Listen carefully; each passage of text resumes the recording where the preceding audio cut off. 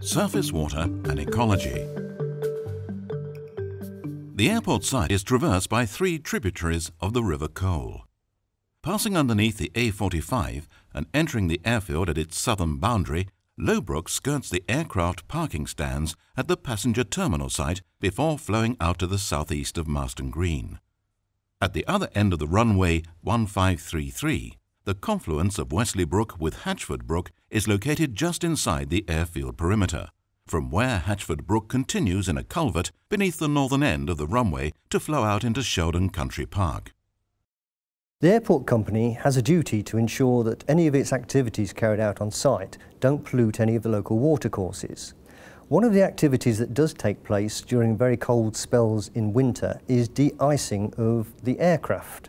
This is carried out by handling agents who are employed by the airlines themselves, not by the airport, to spray a heated mixture of glycol and water onto the wings and control surfaces of the aircraft.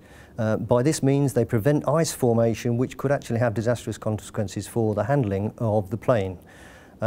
Inevitably, some of this liquid will fall onto the apron surfaces. The apron surfaces are then drained off to the local watercourses. Under normal circumstances, that would be the picture. If it's polluted, clearly we don't want that to happen, and this material is quite polluting. We have a thing called a total organic carbon monitor on site. We actually have 3 of them on site to actually constantly monitor 24/7 this runoff water to make sure that it's suitable and okay to go to the watercourses. If it's polluted, it gets diverted off to the foul sewer.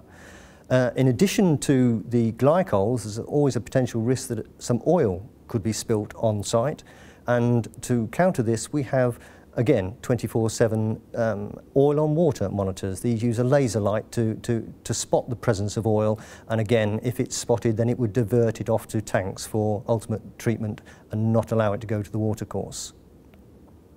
Our teams undertake monthly water quality sampling at various points around the airfield, some of which is designed to check the accuracy of our total organic compound monitors. Sampling sites also include consented outlets that are also routinely checked by the Environment Agency, who can arrive on site at any time to sample. It's not just the aircraft that need to be kept free of ice. Our airfield teams apply an acetate in the form of a solution or in granules to the runways and taxiways to maintain grip and enable aircraft to take off and land safely. By investing in this sophisticated technology, the airport company not only ensures a safe and uninterrupted operation of the airfield, but also limits the impact of de-icing activities on the environment by significantly reducing the amount of acetate we need to apply to the runways and taxiways. We've also invested heavily in huge underground storage tanks that are required for situations where water is contaminated and needs to be stored on site before being fed into a foul water sewer very gradually, so it can be adequately treated at the local sewage works. As well as water quality, we also have to concern ourselves with the volume of runoff from the runway, taxiways and stand areas, taking care to ensure this does not cause flooding to properties downstream of the airport. A rain gauge and data logger accurately measure rainfall on site, and river level gauges and monthly surveys by specialist consultants help us to ensure that any flooding that may occur is not due to activity here at the airport.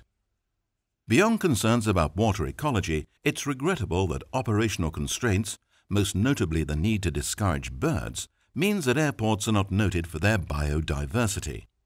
A monoculture of grass on the airfield minimizes insect life, and we avoid grass going to seed and prevents seed-eating birds becoming attracted to the site. However, not all wildlife is discouraged, and we're able to protect a small colony of bee orchids in grassland 50 meters from a busy taxiway.